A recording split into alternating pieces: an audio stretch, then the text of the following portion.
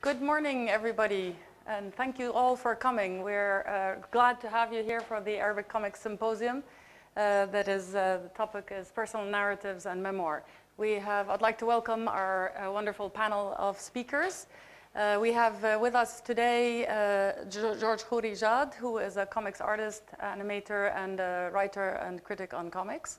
We have Mohamed Shennawi, who is the founder, one of the co-founders of the magazine Tuk Tuk in Egypt, and the Ninth Art as well. He's also one of the presidents of the Cairo Comics Festival, and a comics artist, of course, and a graphic designer, a great graphic designer. So, and we have Leila, I was going to call you Leila Badawi, Leila Abdelrazaq, who is a Palestinian American, and she is a graphic novelist, an artist, who will be talking about her work. Lena Merhej, who is from Lebanon, and she is, that's why her talk is called How I Became a Lebanese Comics Artist. And she's a comics artist. She's also, she has a PhD in visual studies. and her work is on, she is the co-founder of Samandal magazine, which I'm sure all of you are aware of. Majdi Shafii is an artist and also president of the Cairo Comics Festival. He's known for his graphic novel Metro, one of the first graphic novels for adults in Egypt. And Nadim Damlouji, although he refused to give me a title, I call him a Tintinologist, and he will explain what that is. Or would you like another one? No. Okay. Jonathan Geyer, he's here, oh, I'm sorry, Nadim is coming from Seattle, Washington, and he's half Lebanese, so associated to this country. Jonathan Geyer is American, and he lives in Cairo. And Jonathan is a fellow at the Institute of Current World Affairs. He is the blogger of Cartoon, which is my envy. I envy him for having that beautiful name. So I'd like you to welcome our wonderful panelists today. I'll just have a quick talk. So I'll ask the panelists to sit down so that they can watch attend the rest of the show, the speakers. The reason I'm going to have a very, very short, it's exactly 2 minutes and 30 seconds presentation, because I thought it would be important to introduce what graphic novels are and personal narratives particularly, and then just a very quick overview of the Arab world. We have speakers who will be talking about that more precisely here anyhow. So the term graphic novel is a format of comics. In fact, it's not really a genre as much as a format. It typically refers to comics that with an extended narrative that is bound into the book form. This visual form evolved from traditional comics, but in the past 10 to 15 years has really become somewhat of a cult genre. The graphic novel is a powerful visual storytelling medium with its use of iconic visual language and diverse sequencing of narratives. It utilizes even a lot of literary devices such as symbolism, allegory, and metaphor, but its unique nature of image and text asks the reader to dig a little deeper into interpreting the story. Personal narratives in graphic novels are autobiographical stories written for the author's personal, from the author's personal experiences, opinions, observations, and sometimes touch upon greater social issues.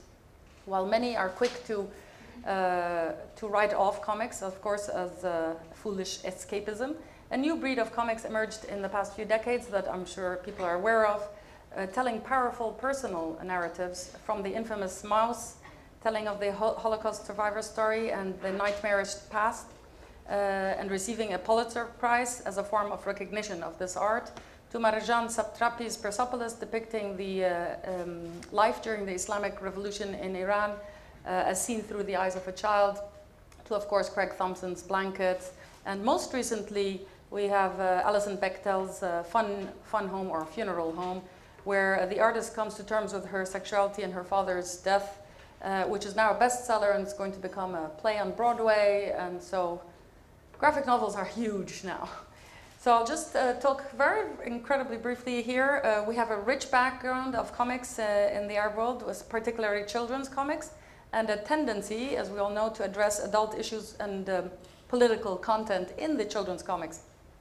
So during the earlier part, of course, so sort of the ground was laid for us to have adult graphic novels or adult comics. It has the political aspect and the adult issues that were portrayed in these magazines were very present. But, and although we had early on attempts at adult graphic novels in the 80s, they were closed or they were closed and they didn't spread through to the Arab world. But during the uprisings, particularly right before them, and with the spread of the internet and the rise of personal narratives in the world, they have spread now in the Arab world much more. These comics, they tackle broad subjects or issues from memoir, biographies, and testimonials to issues of identity, gender, and belonging, and from war and conflict to human rights. Artists such as Abdelaziz Mourid from Morocco talked about his torture. George Khourijat, Lena Merhej, Majan Kirbaj, and Zain Abi Rashid from Lebanon have all personal narratives. Magdi Shef, Ain Shenawi from Egypt, Riyad Sattouf, Salam Al-Hassan, Karim Qabrawi from Syria, Uthman Salmi from Tunis, Mohammed Ballawi from Morocco, so, and Hassan Manasra, Layla Abdel Razzaq from Palestine, USA. So, just what I wanted to say, we have a really rich, in the past decade, we've had a rise of personal narratives that are incredibly rich, and we have with us people who are the early people who started this and who are the founders of this area or this genre. The Arab comics, this is Lena, Lena's work on the left-hand side. The Arab comics in the past few came from a very closed dark side, from where they showed only their facade, so with the children's comics. A very public format. The comics of the 70s and 80s welcomed us into the salon, a semi-public place, a place to meet the visitors, discuss, but still not quite private. In the 90s and early 2000s, they held our hand and took us into the kitchen, where the real work happened, where we have fresh ingredients from our rich Arabic food, but also secret recipes and dirty dishes, not for all to see. Now, with the graphic narratives and new magazines for adults, they have opened the bedroom doors and stepped in, naked and unafraid. Welcome to the new era of Arabic comics. All right, so that's it. Just a very quick overview to give people a general idea. And now I'd like to welcome our first speaker, George Khourijat. Okay.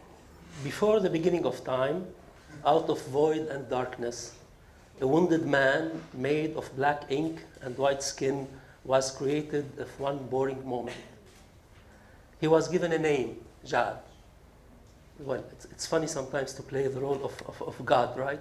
It's always, it's always tempting, especially when I'm presented as the first, the beginner, whatever, etc. That's why religious, I think, and ideological people don't like us, comics artists. But living amidst the civil war, where life and death are a matter of a pure coincidence, where extreme emotions are the daily bread and wild dreams are the only survival kit, I think it was the right time, the right place to witness the accidental birth of something new, and in this case, comics for adults. I didn't plan this metamorphosis. The war took me by surprise at the age of 19 and derailed me out of my scientific track into the wilderness of journalism curiosity in an attempt to witness and understand what the hell was going on. What I saw and witnessed pushed me into the adventurous path of comics with the will to express myself and say no. Since then, comics for me was always a no to any established reality. It was natural when someone has something to say or nothing to lose to shout out loud his emotions, his refusal to a status quo of killing machine. In my case, with few material, I always carry on a brush, a little jar of China ink, any white paper I encounter in any place I'm accidentally trapped in. In such a state of mind and situation and scarcity of material, Carnival was made, with a drive and a mission, a conscious one here, to make a stand. In fact, it was a real carnival what we were living at that time. A celebration of chaos where everybody was happily involved in the beginning. A celebration that turned out macabre, sinister, and without noticing, slid us into the chaos of a jungle where you are a hunter or a prey, and where the hunter himself could become a prey. Black and white, like the war, reality were the drawings. No grays, no shades, a complexity of hatching lines. Realistic were the shapes, almost photographic as to report a surreal situation. Broken were some frames to the extent of eliminating them completely, non-coherent sentences to accentuate the representation of chaotic, timeless moments, and each chapter of the album represented an ephemeral moment. Contrasted, out of the box, short ideas and expressions, these were the elements that shaped my visual identity, my style, and the school I belonged to in comics. Socially, politically, and humanely involved, these values were the core of my message. Cynical, critical, provocative, with no limits to imagination, with no censorship ever. We are at the war, remember? There is no accountability. These characteristics were and still are the drive of my work, and to think of it, I think war has really shaped my artistic identity and dedicated my choices more than any other influence. Carnival was, I can say, a naive direct reaction to war, using myself as a passive character, an anti-hero, oppressed, judged, killed, and reborn to witness another war in another time and place. I felt and still feel I am cursed like any one or any person from my generation to live an uninterrupted war till now. But the absurdity of the war, the collapse of system of morals and ethics, the systematic destruction of the shapes and forms of places, the change of individual characters and looks became so extreme that it turned funny. I needed a solid focal point, a landmark that can preserve what is left or recreate the values of the happy days, al-zaman al-jamil, that I lived on the eve of the war. Old Beirut that we talk about with nostalgia today, I lived it, enjoyed it, abused it even, but also short-lived it and was fading away. Here came the idea of reviving my grandfather, Abu Jubran, the Beiruti Abadai, the street-smart, street-wise man who knows how to take decisions in hard situations and make fun in desperate ones. Abu Shanab was born. Abu Shanab was that guy, my Abu Jubran, who I took from his world and threw in the streets of Beirut in war. The clash between the two worlds was big. The difference was wide and therefore funny. What is better than laughter to overcome war situation?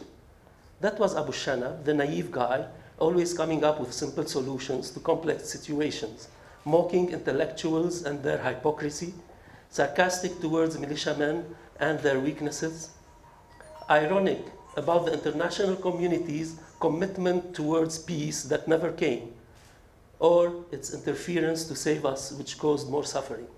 It's almost the same, I think, we are living it now. Although the series started in black and white, Abu Shanab took me out of my hermetic studio. And together, we ventured in the disfigured yet colorful streets of Beirut. The strange part is that when I shifted to colors, humor became more black, depressive, if not suicidal. Together, we admired the shapeless walls filled with hundreds of bullets or posters of dead people, or graffiti like Al-Maut Israel or Natar Mizbala Huna, walls that kept changing depending on the militia that was in charge at that time. With Abu Shanab, I recuperated my Beiruti identity, talked the language of my city and my people, embraced its colors, its shapes, and chaotic life. The Arabic colloquial adult comics became a choice with no way back for me. If Carnival shaped my Western choices and Abu Shanab reintroduced me to my local street culture, Alf Layla wa Layla, here Layla is the name of a woman, shaped my Oriental belonging and opened my world to another one who is different. Woman was the main focus of this world and played a dominant role in my personal narratives and life. Desired, feared, cause of injustice or deliverance, woman body conquest became another parallel war, one between me and myself, and this one is still going on. Based on the narrative structure of the historic storytelling, I reinvented short stories related to the war, where Layla was the central character and driving motivation. Whenever I encountered a situation in my daily life in war, I tried to interpret it in a short story that has the structure of the traditional narrative and ending with a moral touch. Of course, here I'm talking immoral in that case. One visual element was introduced to my style and became fundamental in my visual choice, the Arabic calligraphy. It was used as an element of composition, as a reading, guidance, and timeless expression. The frameless representation was accentuated, the black and white style developed with hatching techniques to cover the lack of detailed backgrounds, contrasted by the pure lines of the woman body. I used to enjoy drawing nudes, ethereal, beautiful model look-like, and still enjoy it today. Funnily enough, these pages were published weekly in the cultural page of An-Nahar newspaper and were never censored. I recall when these pages were omitted in the Arabic countries by tearing them before distribution, the responsible of the page, the poet Shawi Abu Sha'ra, refused to stop them. I think Samandal guys should envy me at this level. I enjoyed night censorship. The war ended, or we pretended it did. I stopped publishing but continued drawing. And I'm still wondering, who am I? The Western Jad, the Beiruti Abu Shanab, or the obsessed artist by female body? Even now, when I grab my digital pen, turn on my computer screen, and start to draw, I feel like 35 years ago, that all what I do is connected in a way to war, as if the war never left me, as if I'm not cured, as if I'm a renegade, with a shattered identity and non-reconciled opposites. But once again, isn't comics a renegade genre of art, rebel, adventurous, marginal, but making a difference, as each one of us does? War, thank you for shaping my identity. And thank you all, wishing you to have your own wars. Thank you.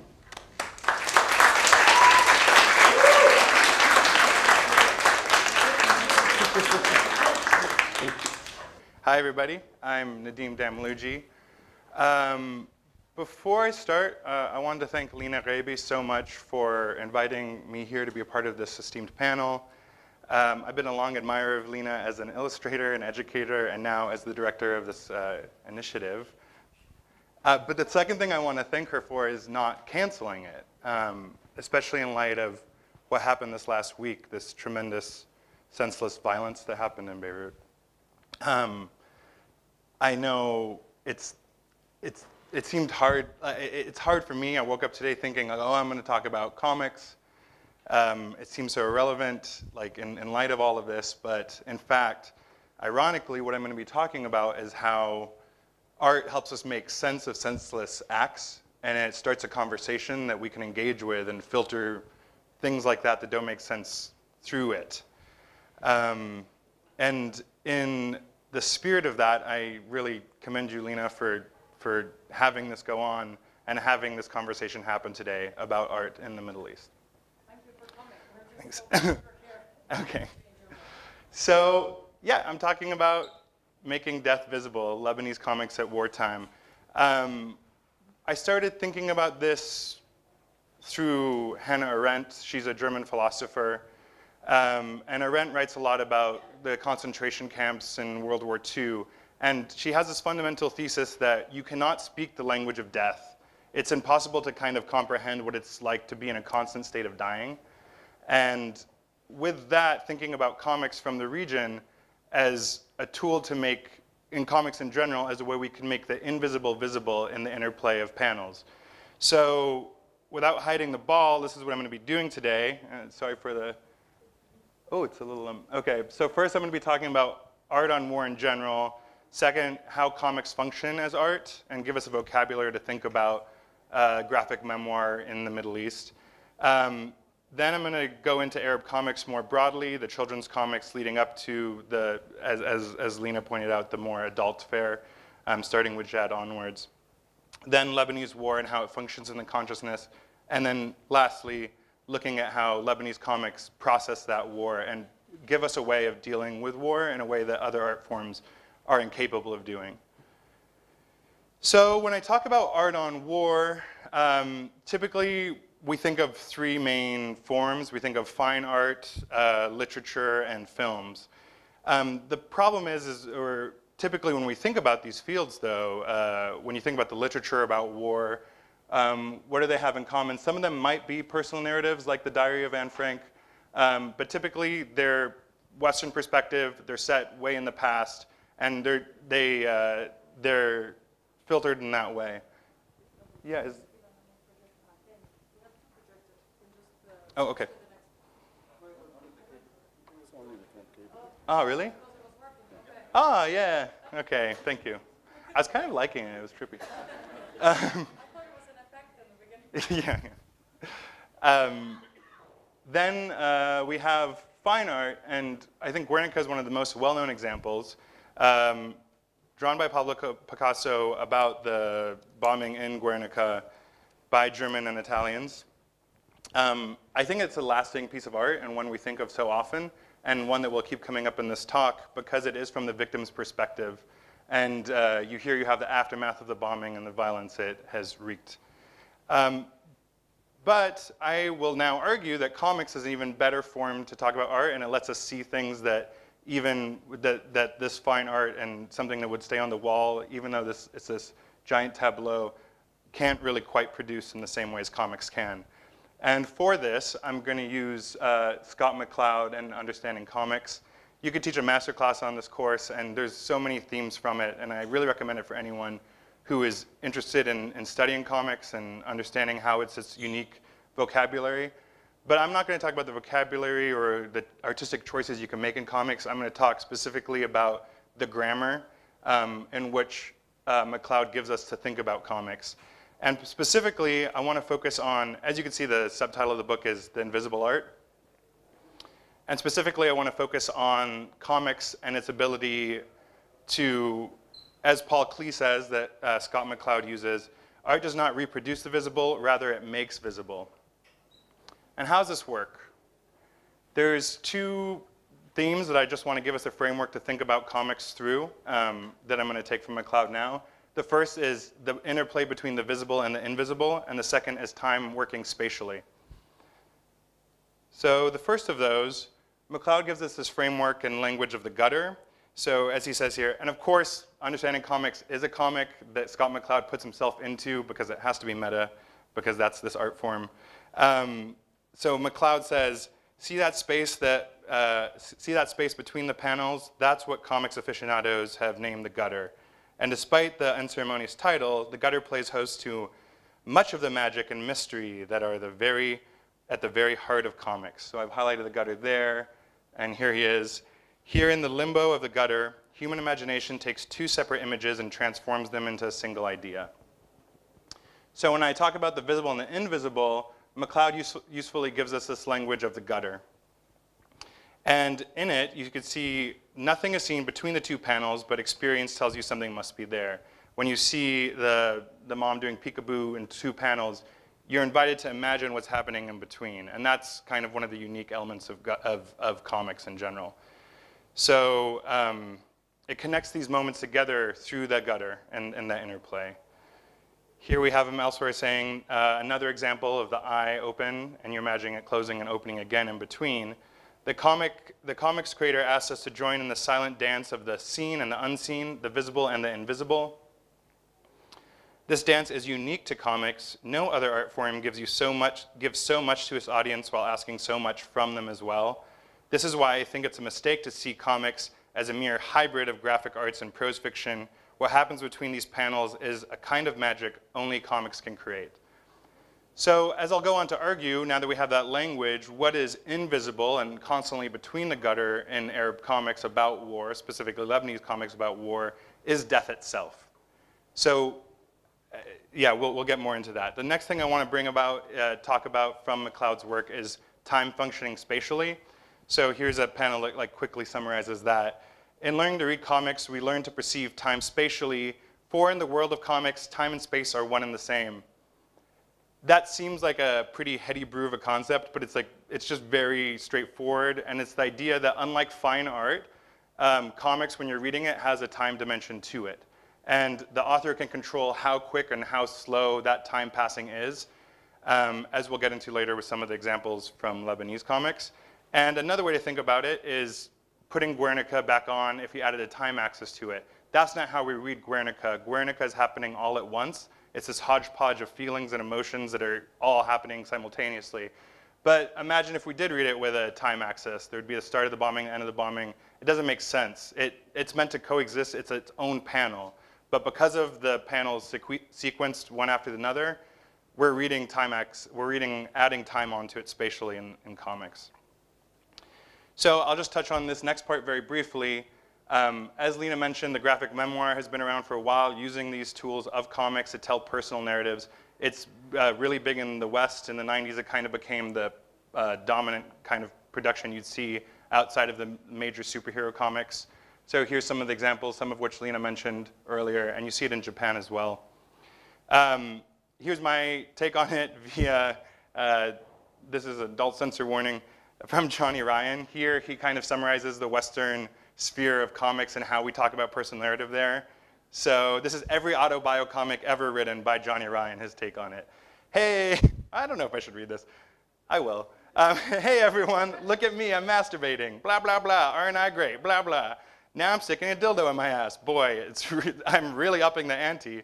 Aren't I so brave for revealing this humiliating personal information about myself? Here's a list of all the people I've fucked in my whole life. Blah, blah. Isn't it interesting? Boy, I sure am ugly and disgusting.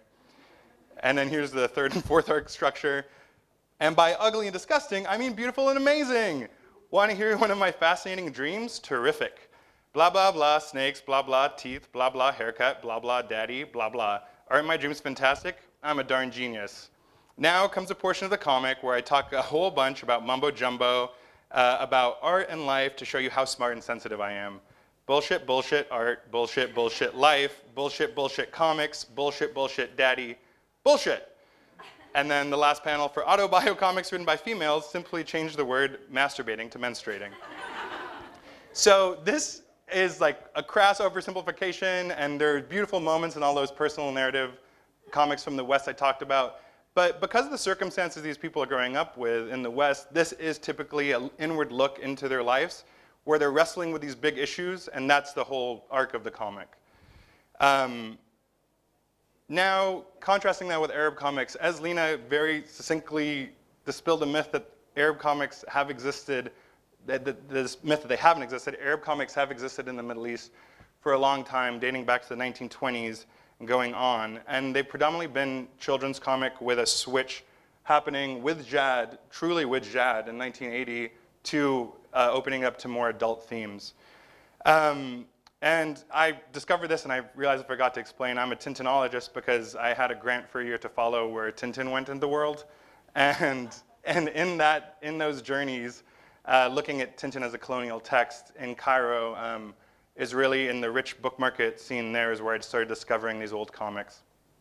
And with the help of Lena and others, piecing together kind of a more coherent narrative of how comics have existed in the region. As Lena mentioned, these children comics were, I think, kind of revolutionary because they showed a different version of the Arab child, a child at play, not encumbered by war.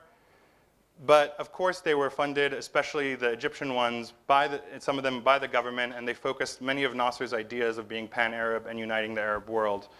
Here's an example of that, the nations of the time connected by train. But with that, as Arab war started to be more prevalent, especially the Arab-Israeli war, you started seeing the outskirts of war creep into the children's narratives. And of course, all art is political, and in this way it reflected the society and how we were thinking about war from a pan-Arab standpoint. So here you start seeing the Boy Scouts kind of with the Egyptian flags and having more military garb. Elsewhere in the magazine Majid out of the UAE, this is Zakiya, a comic that was a young woman teaching other children, and typically all women, about the going-on of the world and filtering Arab politics to a children's audience. You see much more graphic images than you'd see in an American comic, for example, American children's comic, or a Tintin or an Asterix. So here you have the Israelis attacking, and it's explaining they have a Palestinian exchange student in the classroom, and Zakiya is explaining the dark history of how the Israelis have killed all the Palestinians. Again, this is marketed for children. Again, you have images of war filtered in, especially as the wars pick up. You have pop images such as this. And it's really marketing the idea of serving your nation and serving the Arab cause in war to children. Elsewhere, as Mickey Mouse is being translated, becoming Palestinian, for example, in this cover, and morphed in for Arab audiences, Mickey also picks up the gun and enlists in the Arab army. And here in a tableau, you kind of can see, this is an issue that opens up, you could see Mickey being Egyptian and fighting for the cause with collages of the military behind him. So that's how children comics talked about war. Again, it's not really personal narrative, and it's not addressing death head on, but it's just showing how deep and unconscious war has been throughout Arab comics. Now, Lebanese wars, I don't really need to go over this too much, but we've had a lot of wars, and these are the big ones, with intermittent violence constantly throughout. And it plays a huge part of our national consciousness, and as that factors heavily into the art that we create. Here's an example of Dia Azawi. This is in reference to the Iraq War since 2003 on. He here imitates Pablo Picasso's Guernica, which I talked about earlier, adapting it for the Iraqi experience. Elsewhere, we have literature. We have so many books and non-graphic memoirs about the Civil War. And here is one I really like by Patricia Ward. She says she's talking about the history of Lebanon, how we think of our own history. And it's the history of people stinking with fear in damp places. It's the history of inertia. And of course, in photography, we have this fascination with the war as well. Here's Lebanon shot twice, 2003 by Zavin. And he took a lot of photographs during the war and revisited those same people now. And it shows the constant preoccupation with the war in our mind and how they're making it legible in a certain way. But of course, as has been mentioned, in these Lebanese wars, we have artists who have subsequently interpreted the war and created personal narratives in which factor heavily into it. And now I'm going to kind of use that language of the visible and invisible and time working spatially to look at 3 examples of that. Zaina Abu Rishad's A Game for Swallows from 2007. Mazen Kerbaj's personal blog, her blog, collected by L'Association, July through August 2006. And so that one's about 2006. The first one is about the Civil War. Memories, it's Zaina's memory of her childhood. And I will talk about Carnival, Jad's work, which he introduced us to, as well as Lena Merhej. I will not, hopefully she's going to talk a lot about her own work. But these are all 4 tremendous examples. It's not exhaustive. It's non-comprehensive, but it's a snapshot of what the comics about war in Lebanon look like. So first, starting with Zaina Abu Rishad's A Game for Swallows, which was translated to English. I think one of the first, it was written in French initially, but translated to English, written about in the New York Times and all that. So Zaina, we're going to be looking for certain themes throughout these and how death is made visible and legible on the margins. Zaina has a really interesting approach. She uses a lot of maps throughout. They feature heavily in the comics. And so here she is setting the scene of Beirut, based in East Beirut. And oftentimes, but through repetition, so you'll see one page like this, My grandparents on my mother's side lived a few streets away from us, and here is how you'd get to the house in theory if the streets were open, but in the Civil War, this is how you would travel to avoid the snipers. So that's the line of sight of the sniper. The sniper is never seen throughout this. It's a personal narrative told from her and the small cast of her family. And in fact, the whole novel takes place in one night. Here's another example of how maps function here. And again, they add a time dimension to them. You see the maps of the city, West Beirut and East Beirut. This is all we have left. And that's the visible. And here's the invisible in this strange half city. Again, we see everything that's invisible here is inviting you to imagine what it is like to be living in war, what it is like to not have access to all this geography. Elsewhere, taken out of the city in large and taken into the house in which she and her parents are living, we see with the street barricade just under the windows, the living room was soon deserted. Bit by bit, the bedrooms, kitchen, and dining room were sealed off, and our home began to shrink and shrink and shrink and shrink until it was just a tiny little square, the foyer. The only safe place, the only thing that's remaining visible in her actual house becomes the small foyer. And all her family and neighbors are huddled in there. So you see the repetition here, and this is where I'll start to talk about a big theme throughout these Lebanese comics that talk about war, which is it's mundane. It's the constant repetition of living in this war and this constant state of fear is boring. And a lot of the artists who approach this just approach that, the act of waiting and the lack of uncertainty. So here you have them, all the cast huddle around, the family and the neighbors huddle around the radio, listening to, again, time is passing all in one frame repeatedly as the radio goes on. And here the teta says, "Poor us," and the neighbor says, "Poor country." And sounds sounds like the bomb, which also feature heavily in Jad's work and in Mazen's work, are able to be vocalized, and we're able to imagine what it's like to just imagine death from above coming and just hearing it from the small confines of that foyer. Here is kind of, I think, the emotional crux of the comic, where the family is left waiting. Zaina and her sibling are young, and her parents have gone out to check on, I think, another family member, and they're waiting for the parents to come back. And the emotional climax is this long multi-page spread of them waiting, and time, again, spatially adding up and accumulating. So here you feel, as a reader, you're able to engage with it the way that MacLeod said. It's asking us to see it from her perspective and engage with the act of waiting and the mundanity of waiting and waiting and waiting and the ticking that's happening as they wait for the parents to return. And that just gives you a sense, it's a 4-page spread of just tick-tock, tick-tock, tick-tock. Comparing this to the work of Elena Merhej, where in one page she goes through 9 years of the war, and it has the same effect of repetition. Each panel, it can be interchanged with each other as you see the city enveloped in war.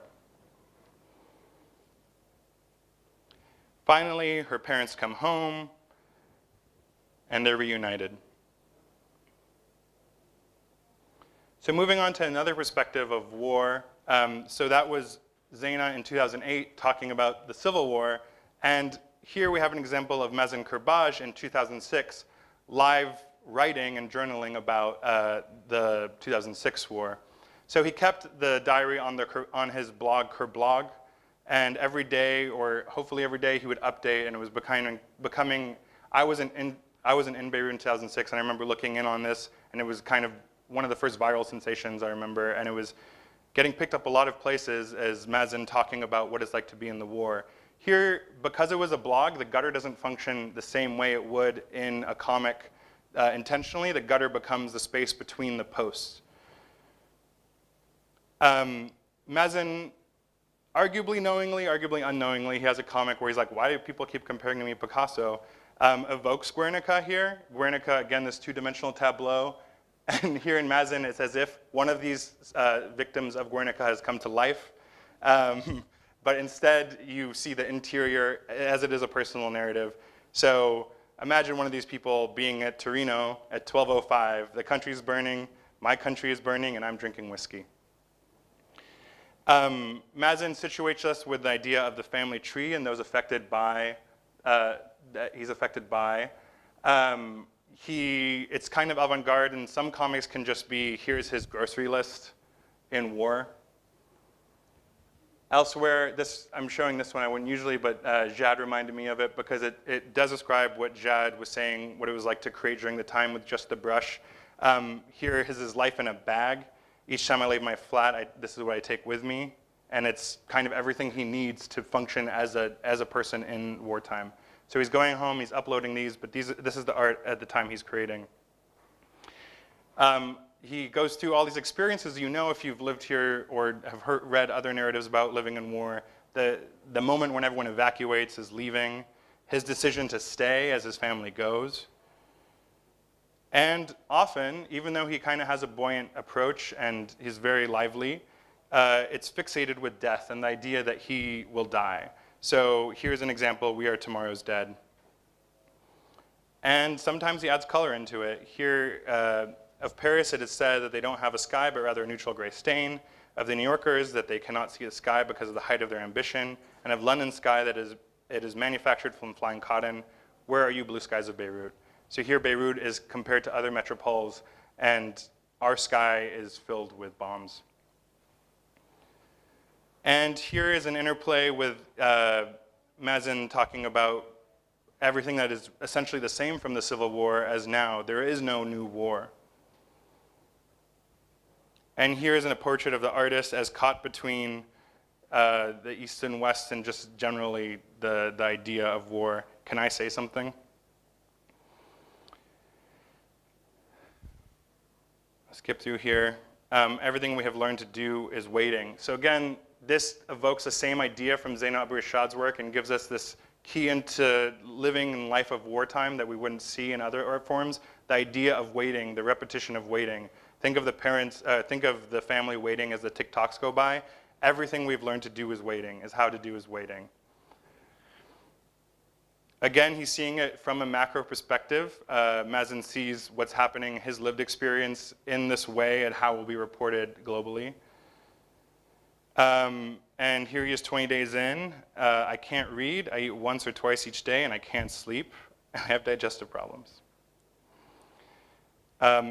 Again, another example, breaking news. The Israeli army identified one more Beirut terrorist and his veiled terrorist mother.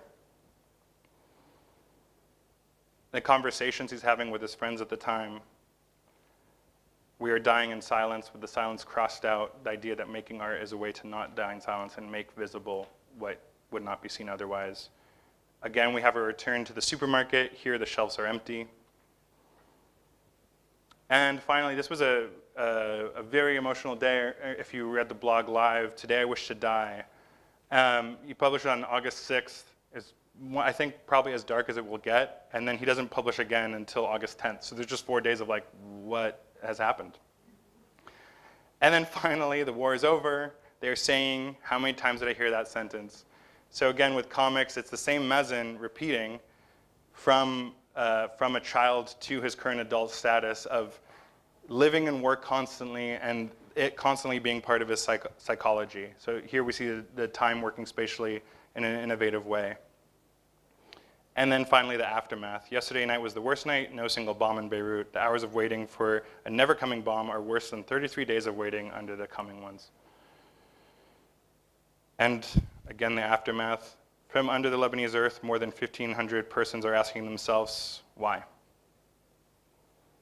And finally, the artist is empty. He's said everything he can say. You see the speech bubble reflection in his stomach.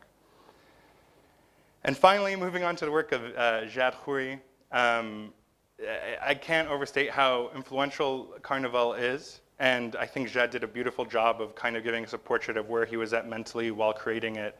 And it was really groundbreaking for the time and brought, as Lena said earlier, so many of the ideas bubbling around of children's comics into this new way and taking war dead on through personal narrative. I was never actually quite sure if if the main protagonist was Jad, and now I know it is for sure. He's a handsome guy either way. Yep. And as Jad said, here we have war filtered through dream. It gives us time, again, working spatially in a different way in a dream, and Jad successfully, I think very successfully, gives the surreality feeling of being in war, and with time working the way it does, of it dripping on you constantly, of constantly it being in your psyche and your subconscious as well. Pop culture is filtered through this experience. So you could see the Coca-Cola, the Carnival, which Jad is being invited to join.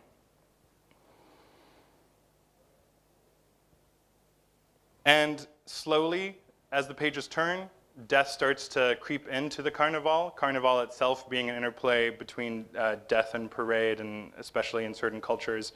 And the panels start breaking as the dream moves on. And you start to see the skull figures encroaching into Jad's personal narrative. And it's almost as if he's waking up, he's time traveling, he's dying, he's being reborn, as he said. And it's remarkable just to see the rebirth and the life constantly filtering through this dreamlike state. Something I want to draw attention to is here is a moment where in the Carnival, the animals start changing and it starts to become a wilderness. So there you see Mickey Mouse and the familiar. And I just want to compare that again to the idea of this collaged Mickey, and the idea that Mickey, in becoming Arab, did become violent and did have to that transformation that was reflected in the publishing history was then reflected in Jad's personal narrative. Again, like Mazen, the idea of the artist dying and being killed and imagining his own death and being able to articulate that, it's a really fascinating thing that, again, compared to these Western comics, you never really see. The war is within him at all times. It is part of him, and it is all he can think about as he goes through this dreamlike state. The confrontation with the city as destroyed, the reality coming in from the carnival-like dream, and dealing with the reality makes Jad break down and cry. And finally, the return to the sea as a place of salvation. Again, in Lebanon, this is a motif used often, and I think used very successfully here as it fades away and the dream ends. So with that, I'll end my talk. I just wanted to I hope we got an idea of what personal narrative in Lebanese comics looks like and how to have that conversation in the pages. Thank you so much for your time.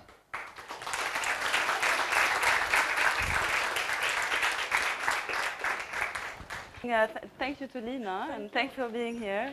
I was a student here, and later I taught here, so yeah, I'm very happy to be here today. I'm also humbled by your presentation, touched by the work of these artists that have done work, particularly about war in such difficult times. I'm introducing my talk with this image, which I've made recently as a response to what's happening with Samandal, which I will later tell you. But also, it's more how I became a comic artist in Lebanon. The Lebanese, how I formulated the sentence is just a link to the book that I've made, how my mother became Lebanese. But also, I became Lebanese in 2011. Most of my work I presented as a Lebanese artist. I think a lot of kids in Lebanon, I read the comics not in my house. There were a few like Samer or Lulu, but I also read a lot of the comics from people that we knew. Like this was, I met Asterix in my uncle's house, where they had no children at the time. So I would be alone and then sit there and read Asterix and discover particularly the small village that was under siege.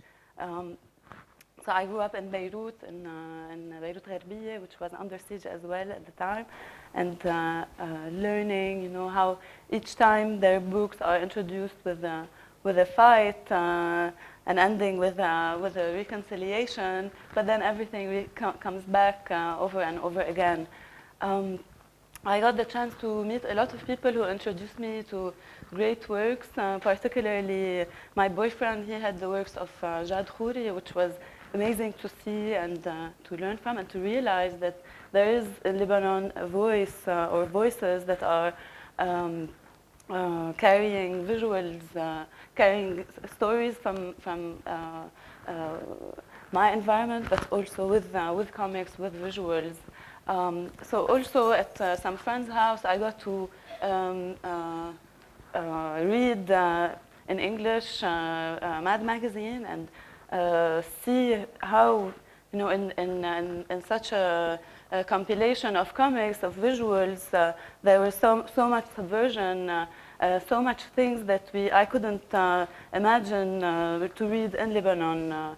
The way they address religion, the way they address the politics, particularly this. I mean, that was in the 90s, and to see how the president was put in such a ridicule was extremely fascinating to me. Later, when I was reading more American alternative comics and Canadian, like Linda Berry, and this is the works of Julie Doucet, I was even more, amazed by the potential, or also what have people done with this medium to bring out things that we don't say, we are not supposed to say, and things that are very taboo. So, I mean, I studied graphic design because I knew that I loved drawing earlier on, and I needed to have a job in this. And throughout my education, I was educated as a visual designer, as a graphic designer, and at some point I realized that I wanted to be a visual narrator. I wanted to tell stories with images, and that was the most important thing for me to work on. So this is. Oh. Okay. Oh. Yes. So this is one of my earliest work. I used comics to thank my friends. This is my flatmate and friend Zain Al-Khalil, who was, I mean, also a great supporter for comics and introduced me to a lot of things. And later on, I worked with illustrator and my neighbor Omar Khouri, who was also pushing me to discover new ways of storytelling. I was doing animation and children's books at the time, and I was kind of struggling with finding a voice and finding how I could also write with my images. So here, this was a piece this is like a brainstorm for me. I think it's really part of the earliest, but when I really made comics, it was in 2006. I had worked during the war, did different things like volunteering or things, and I had no space to breathe or to think about anything because it was under the emergency. But then after everything was done, we were left with 2 weeks of blackout. There was no electricity. So I just sat there in the dark and wrote all the notes for this war. I think we will be calmer in the next war was really the outcome that I thought about when everything ended. I was completely panicked, but the older generation who had already lived a war, they were calm, or at least my parents were calm when they were completely hysteric during the war growing up. And then everything, of course, was very sudden. Everything was kind of uncontrollable, if you want, and it just flowed the way it couldn't have been otherwise. I remember that I felt then it was like vomiting, so completely like putting everything on paper and just surrendering it, releasing it from myself.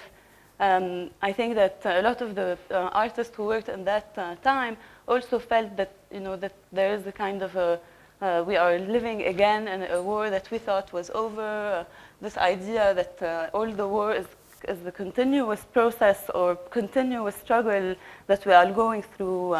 So this is like I feel that we are really in war when we are really in war. But I mean, there's no exact comprehension of it.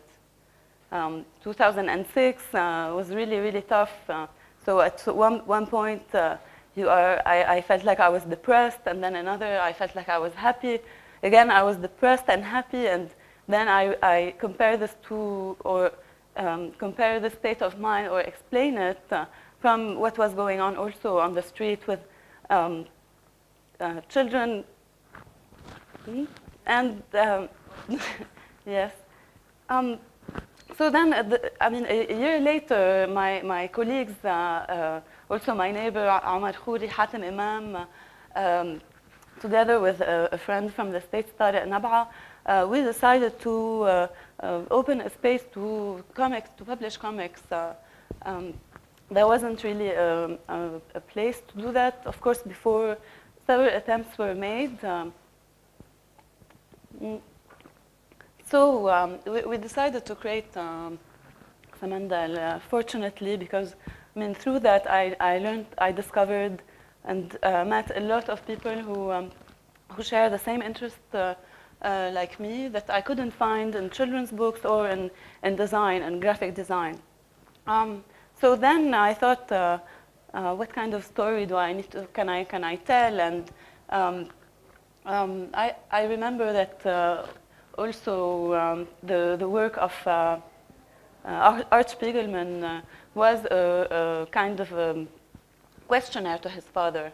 It was really like bringing out the truth from his father, speaking about what happened really in a testimonial, documentary way that brought up a lot of very important issues to discuss, and also explained a lot of things that I didn't know before about the Holocaust, about living in these conditions, etc.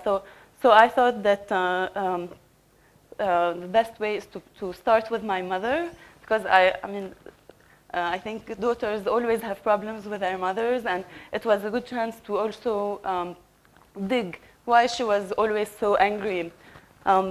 So I started to think about this as I published in Samandal by episodes, which also helped me to breathe and to reflect back on the different stories, different chapters that I made, and also get feedback from different people. So the format of Samandal helped me to realize this book, to have it more or less dense and grounded.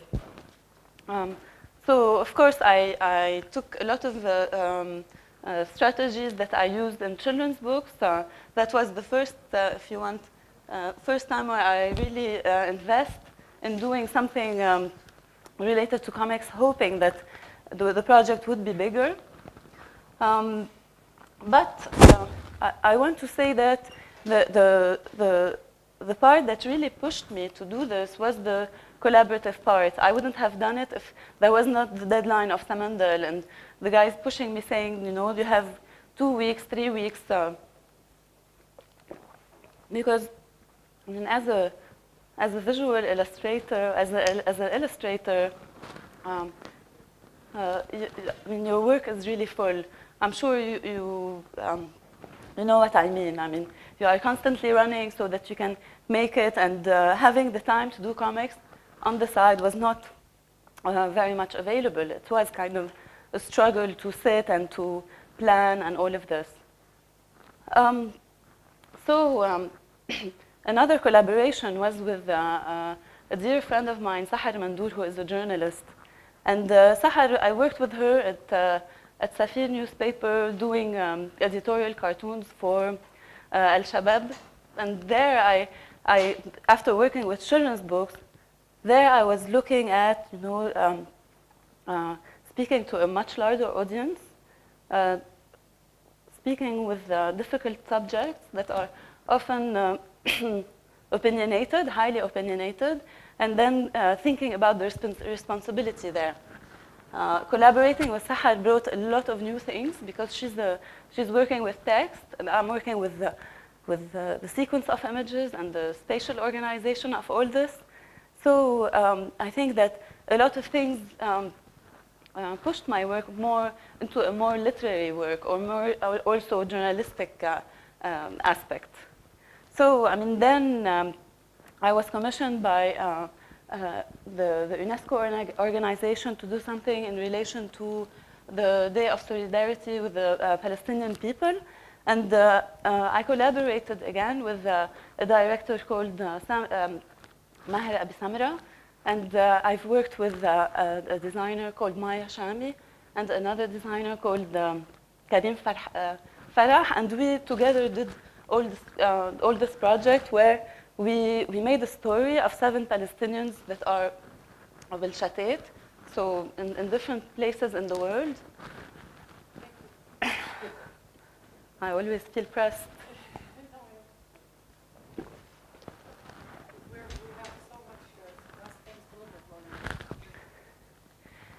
So, I mean, these are experiences of kids who are at a distance, that are communicating remotely through the internet, sharing different stories, like, please, could you show me where my home is, or where my family comes from, from Safuriye, and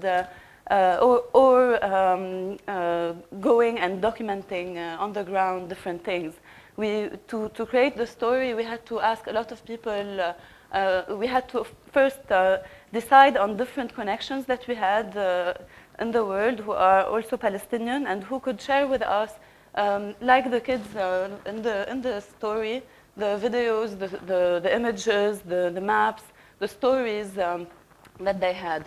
So we kind of meshed the stories and created one piece. So this is a piece. This is a two-page comic about Safuriye and about how the town of Safuriye, first how everybody left, and particularly to Syria, Lebanon, and Talat al-Safafra, and then how the town was erased and hidden with grass and all of that, and how today people are going back and doing having picnics in this area, kind of reclaiming the town. This is another piece, and as you can see, I mean, what people shared with us are different maps of how they were kind of where they were trapped in a suburb. They were trapped in a suburb near Al-Qudus, and in order to, which took them 10 minutes from this town to Al-Qudus, took them 10 minutes, and now because of the wall, it takes them an hour and a half. So I went to Germany, and I started doing research on comics, reading a lot about how comics communicate meaning, and how there are different strategies to tell different stories. And because I was there, I started to think, okay, maybe I can now invest in doing wordless comics. How can I bring out the meaning without using without using any words? Which allowed me to also experiment with different things. First, I mean, new use of color, but also repetition and breaking repetitions. Now, one of the outcomes of my research was, because it was focused on Lebanese war, and it was basically sewing all the different parts that were told in Lebanese comics in a particular chronology.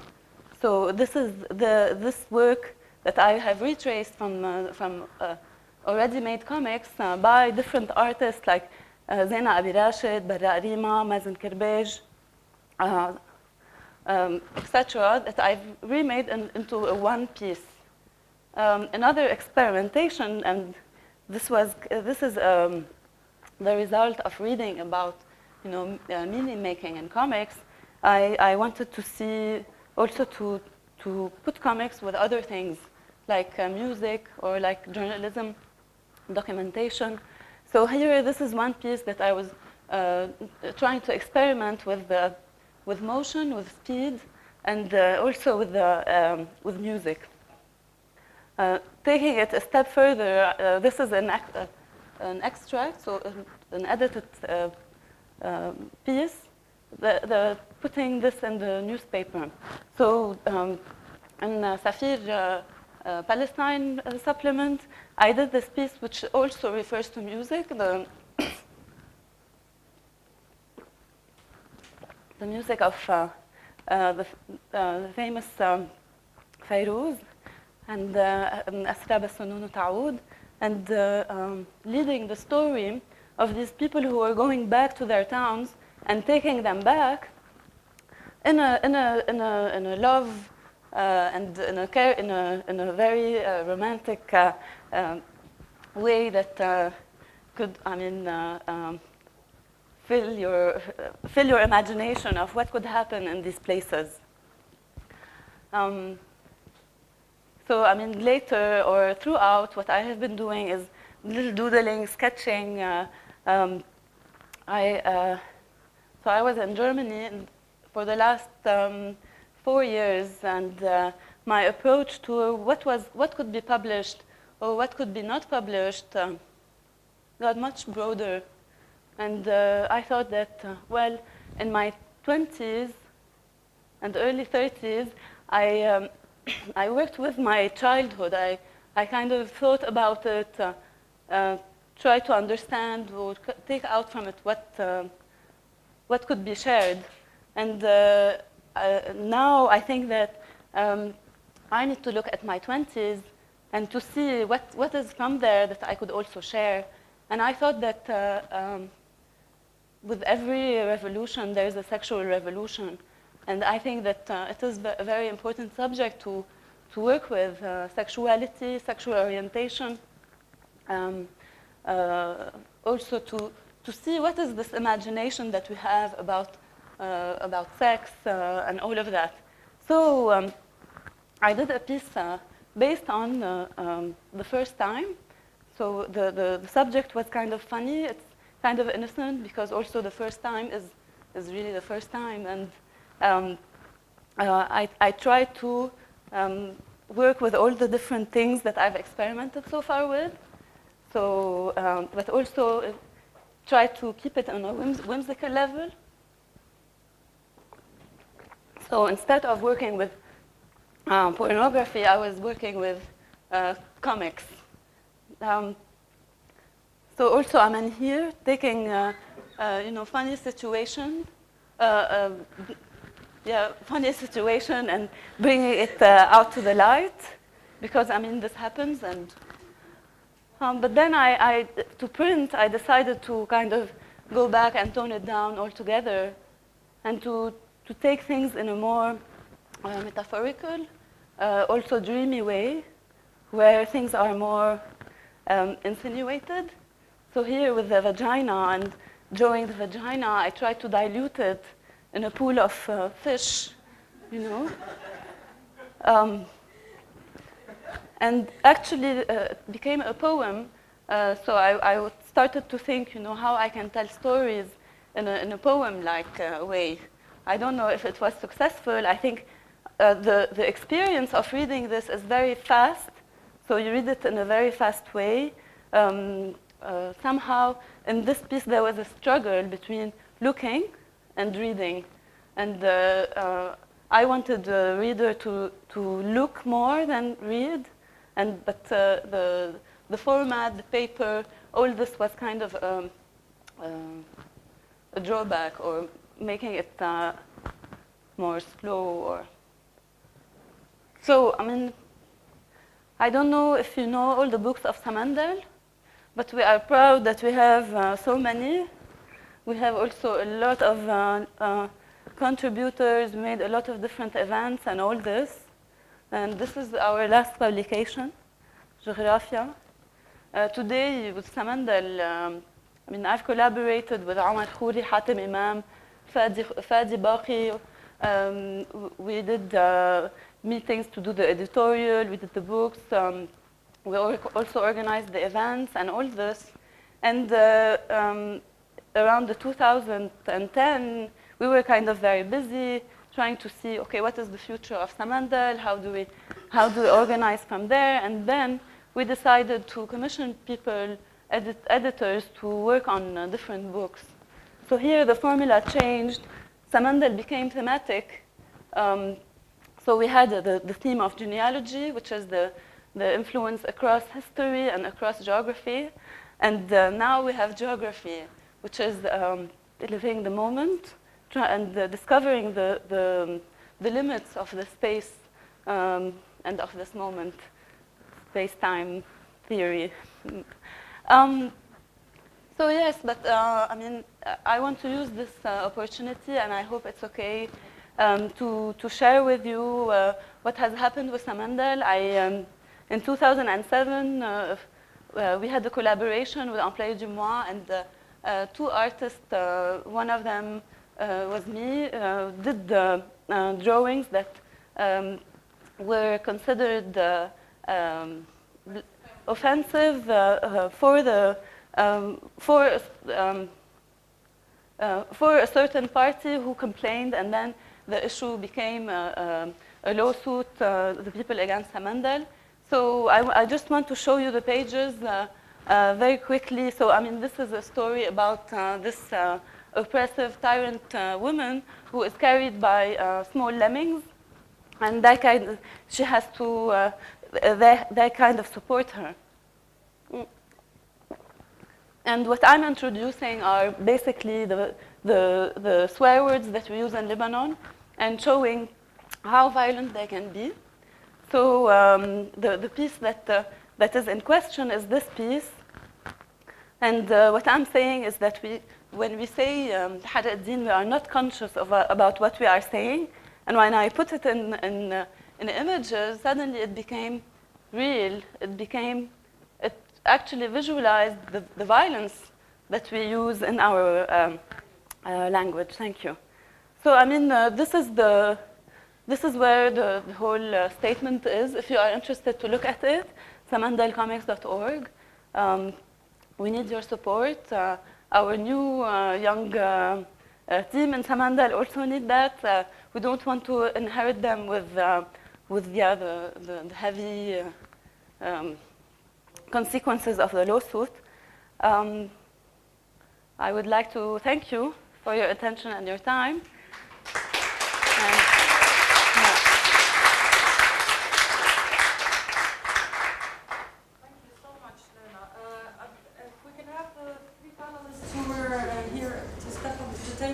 Anybody has questions, then we have Jean, Jad, and Lena. And then we'll have our break. So, panel's ready to answer any questions if you have. They came here. They're ready. Yes, we have one. Thanks. Thanks for three really, really interesting presentations. My name is Jakob Weigel from the University of Oslo. I've got two different questions. These are for Jad and Lena, since you made comics about yourself and your experience. So you touched on it, both of you. But to what extent is writing about the self a political intervention? Do you think? This is the first question. And then the second question is to do with language, because when you write about yourself. At least, I mean, there are several languages, I guess, to choose among, but if you write in Arabic, there are two varieties at least to choose from, the Fusha and the Amiya. So, which one to choose, and why? Thanks.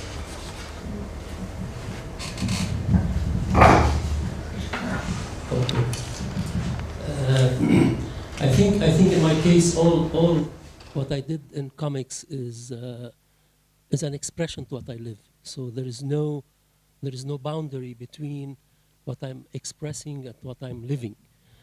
Expressing the war or talking about the war, the first question, it wasn't a reflection of the war more than how I lived it, because I was active in the war. I was part of this carnival when this war started, and thankfully, when very early, I discovered where this carnival was taking us. So the languages and the approaches that, as I said in my talk, that comics is a living art. It's like cinema, like TV, like whatever. So as you cannot imagine a movie or a series talking with Fusha, it would be a little bit awkward. I guess the comics is the same. So that's why when you talk in the colloquial language. And the problem was for me is how to find a way to write with classical words, but then can be read in colloquial language. And this I think, the experience of the Rahabni, they worked really a lot. Also the poets of the 60s who went into modern poetry, like مجلة شعر, magazine like شوقي أبو شقرة, أنسي الحاج, etc. They tried to make the language of poetry more legible, more felt directly. So that experience, I tried to dig into it and to find the way to write in a correct Arabic grammar, but at the same time you can read it in colloquial. Of course, there are words and expressions that are not there, and then you put them as they are. And that, I think, Abu Shanab experience was very important to me because it's where I switched. If you want, I come from an education who is very Western. We used to talk with my mom French at home. I went to schools where you have to talk French even in recess, else you will be punished, etc. And that's why I think Carnival was in French in the beginning. It was the easiest way of expressing the war. And also, it was, as I said, the attitude of this Western who didn't comprehend the war or the mechanism of war and civil war, etc. And Abu Shanab saved me and made me Lebanese or Arab or Oriental or something like that. And that in that way, I think I stuck to this, doing comics as a language. It should be in colloquial and not. Yes, I mean, I think that I definitely cannot escape being political. I think on the contrary, I think with my work, I cannot escape but being political. I think with the course of what I've done so far, also with the people that I share my work with, and the people that I work with, my friends, we are all part of a place where people are working in music, in journalism, and visual art. It is definitely my responsibility when I see the work of Mazen Kerbesh, and I think, shit, we have to write about this over and over again. We have to think about it, but also it's so important because it's sharing. First, it's coming from the private, of course, and going into the public. We are sharing these experiences that are personal, but also that a lot of people have shared. When I see the work of Mazen, exactly, it reminds me exactly of the things that I thought of or lived during this time, and I'm sure a lot of you who are in the same situation also understand. I think we definitely have a kind of a war to fight. First, to take the place, which I think Samandal have done so far. To take the place in the and the space in the publishing space, and to put comics out there, but also to talk about things that we haven't talked about, to reveal things, particularly when it's on a personal level. And particularly with what comics does with that, which is also bringing in different graphics, like maps, like lists, like there's a kind of a freedom with this kind of a storytelling that I think there's definitely a responsibility behind it to document and witness the lives of people who live under oppression, under Israeli bombardment, under under struggle. So I mean, with this, I think now about this place where we can talk about religion. How far can we talk about it? Is it a debate, or is it just a presentation and the description of how we live, and at which point we can negotiate these two so that we can understand better each other and push these notions that come from the personal, and of course they are affected and they affect the public.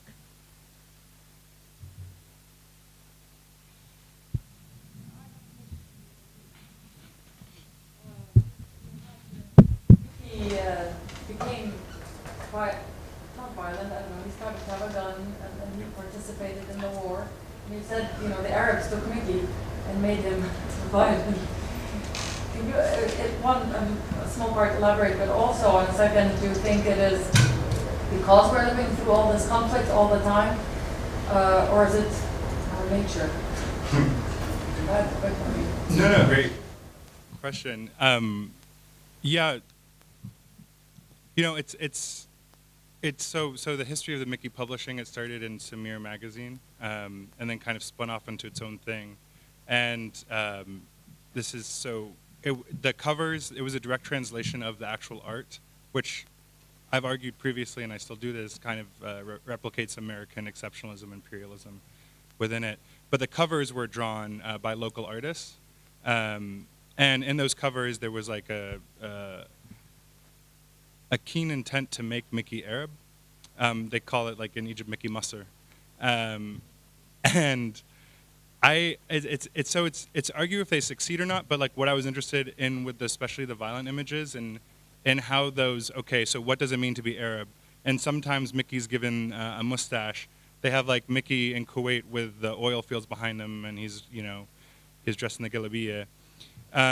So there's all these different examples, and then of course one of them, which is maybe like to your point, is the violence, is the war. I mean, it's just a part of Mickey being translated and transformed to Arab, sadly involves Mickey being militarized in a way that he wouldn't be in the West for Western children. And I think in that it reflects how comfortable we are with war from an early age here, how much it's in the conscious. And this was in Egypt, but again, that's what I think you made clear in your presentation, is that the adult comics weren't a departure. It kind of stumbled from that same shared history of Arab children comics. But what happened is not only now the cover, but was inside, became, the personal narrative was diffused through that same lens of war. Putting all Western comics in one bag, because I do think that there's a difference for one. Two, you're comparing Mickey to adult comics. So you're comparing Mickey and Samir to Mazen, or I think it's unfair, because there are violently graphic novels and war comics, battlefield, war stories, Western comics and Western comics. So I think it would be fair to compare like children's comics to children's comics. Yeah, I don't see it, and personally, I don't know if it came across this way, but I don't see it as a comparison. I see it as a continuation and dialogue. Because I think often, in fact, the impulse when we talk about Arab comics is to separate them and essentially say Jad is the separation point between looking at children's comics in the region, and they're all simple and playful, and then it becomes very dark and adult.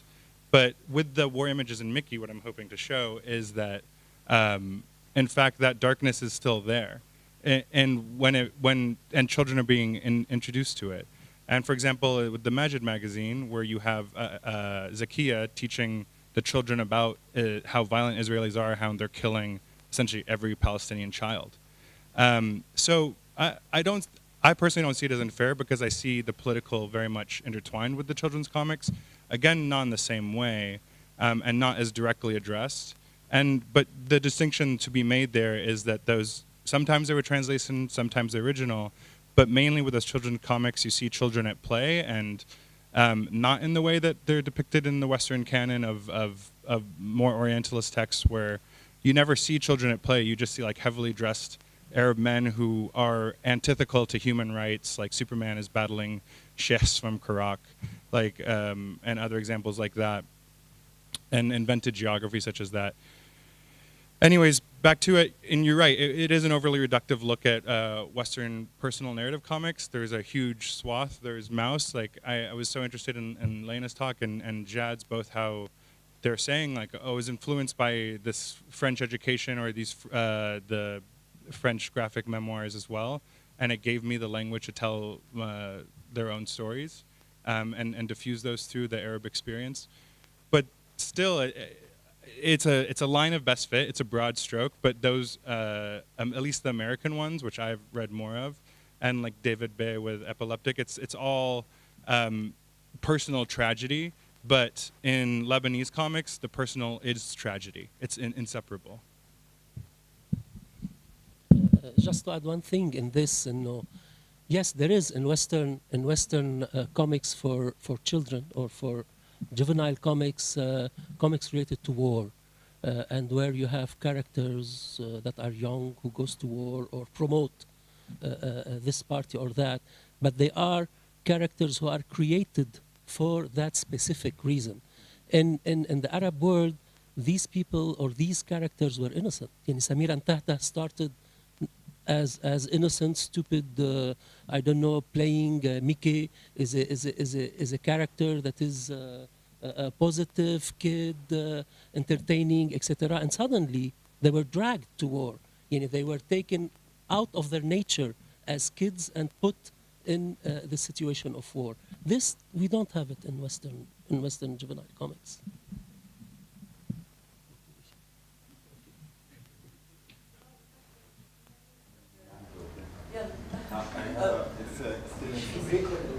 Still in the same. We have 2 more and then we break. I don't know if it's a question or a comment.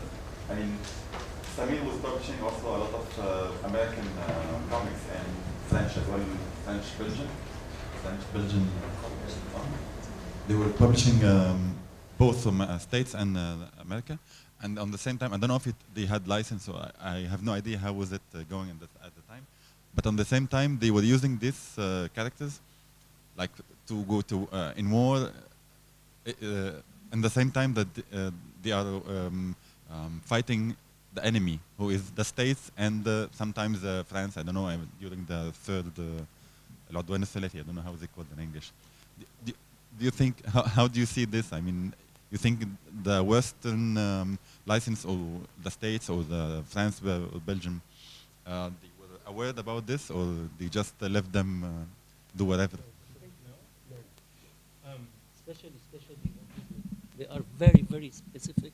I don't think Mickey, specifically Mickey, did have license to make it shoot and whatever, etc., because they are very, very specific. And when you see a contract with Walt Disney, we had this in Future TV when we had some Walt Disney characters to Arabize, etc. The contract is 300 pages only on graphics, what we can do and we cannot. So I don't think Disney is aware, or they had license from Disney to make Mickey hold a gun or whatever, etc. But yeah, go ahead. Yes, I'm not sure, but I would open the doubt, because this is what they did in Chile, this is what they did in Brazil. They kind of adapted to local experiences and local artists when they got a market in a large country like Brazil or like Egypt. I don't know. I'm not sure, but I would look into that, revise it. So I think the distinction to make is I don't think Disney had approval over those images, and Samir isn't a fascinating example, because Samir has original comics and translated comics side by side, and I really think it shows how you can have conversations between cultures. In the same way that Samendel is a modern day example of Samir, I think is kind of a spiritual successor, in that they have Belgian artists contributing, artists from American contributing, as well as local artists and artists from the region. It's all coexisting. But what I want to say about Mickey is it was legally translated. I don't know when it made the switch, but I don't think they had approval, because In 2003, it switched to that small format, I think, and they had to renegotiate their rights. And a really interesting example is Jija Thompson, who worked in Samir magazine, then went on and started Basat al-Riyah in Lebanon with the same publisher, and ultimately went to go work for Disney. So she moved to the States and is in California. So that's an example of somebody who Disney was aware of, who was creating original art and doing those Mickey localizations. But it's unclear. I doubt they had approval because, as Jed says, like it's so subversive in how they're using it, but also problematic because then it's like Mickey's Arab. Now read about how the Donald Duck and the children discover a new pyramid because Egyptians can't discover it themselves. Oh, I had a question for you, Nadim, and Yeah. I really, all three of you had wonderful presentations and completed the really interesting picture. But as a reader of children's comics in the Middle East, I wonder if the line is or if the line might be blurred between these kind of very personal, graphic war narratives that talk about this banality of war that you talk about, and these more didactic children's narratives that are kind of explaining geopolitics for children. And I know there's these kind of grand superhero war characters in Algerian comics or Egyptian comics as well. But do you see, going forward that these lines will be blurred, or that there's always going to be a kind of separation between the two? No, that's a great question, and I do see them being blurred. Actually, I'd shout out Lena gives a great talk about kind of how the state was involved in these children comics and how like you see fundamentalism and extremism portrayed through them, and in a way that a really good line to draw is that, for example, Saddam Hussein and any of these dictators would commission comics about their own lives. So it's their personal narrative as war heroes, as then to be presented to the children, their children's comics, but it's about the personal narrative. So I think it's a great point, and there is those blurred lines. And I mean, for example, like Fouad Mazhar sitting right behind you, and he does children's comics as well as more adult stuff too. So I think to make it right now, and I can actually speak to this as well as Lena or Jad, as a comic artist, there's always a debate at these things about how can you be an Arab comic artist, how can you make a living doing it. A big way is through children's publishing and being involved in that industry as well. So more now than ever, it's you could tell stories like Lena's fantastic work and also do children's illustrations as well. One more, because Rashid wants to leave.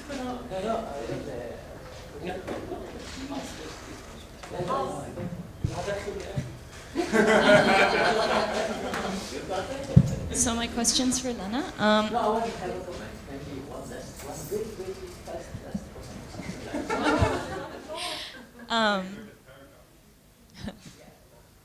So my question is, this industry, like the comics industry, is often one that's very male-dominated, and so I was wondering, because like for me at least, like when I do work, that's always kind of in the back of my mind, and so I'm wondering if that's impacted your work at all, or like, I don't know, like if that has like factored into like your approach to your work in any way, like having that knowledge.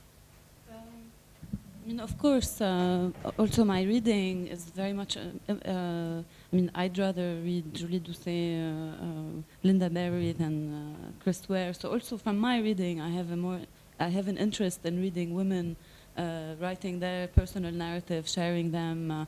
Of course, they touch upon a lot of intimate things that I haven't seen materialize or visualize in other places. Regarding my work, I think it's trusting the voice that I have. It's just letting it flow in a way where I don't have to discipline it, so that to tell this particular thing or this particular thing. I think it's an attitude with life, an attitude that starts from the moment I open my eyes and how I think about myself as a woman and my responsibility towards my womanhood. I think definitely there are. I mean, I work with with Samandal. I've worked with 3 men, and yes, it is mostly being surrounded with men. But I think that definitely there is a place for for everybody, there is this place. It's there, and it just needs to be voiced out, I think. And I hope I replied. Okay.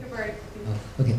Talking about the comics characters and their use in the war, I think in a few decades ago, that wasn't so sensitive and or mature, just like it is now. And I think that you remember this cover of Superman, where written under it, "Let's beat these stupid Japanese." So they were using these characters stupidly. And we cannot judge this with the measures of today. And we cannot even judge what Samir was doing with the measures. But the question, and it might be more for Lena, that's how would you tackle the issue of war today? I mean, you are not, we even, luckily, are not like these old generations. You are open to cultures, knowledgeable, and you know that war in this region is becoming more stupid, with more aimless, sometimes acts like this stupid bombing happened in Beirut a few days ago. So how would you approach this?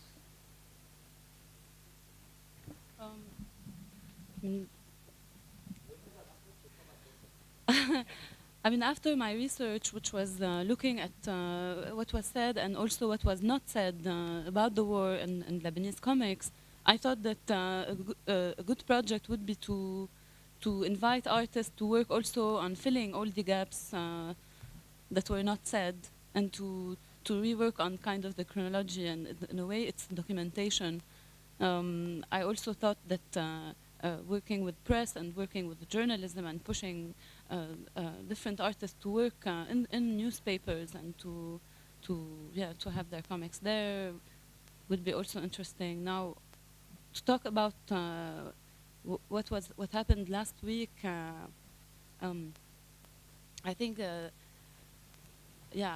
I think there is a chance now to find a new voice, or to think about new things too, particularly with the events of the Al-Hirak, the demos that are happening. I think that definitely there's a new way to say now. It's not about documentation or trying to be true to the history of what lived, or try to debate this. There is something that is much more immediate.